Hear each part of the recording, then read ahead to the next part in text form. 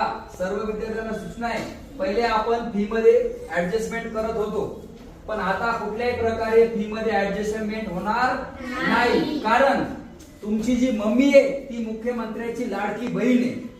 पैशाची जर काही अडचण आली तर तुमचे मामा कोण आहे आता सध्या? मुख्यमंत्री एकनाथ शिंदे. त्यांना सांगायची फी भरायला. इथून पुढे फी शिवाय जमणार नाही. लवकर फी भरायला सांगायची, नाही तर मामाला क्लासवर घेऊन यायचं. सगळ्यांना समजलंय?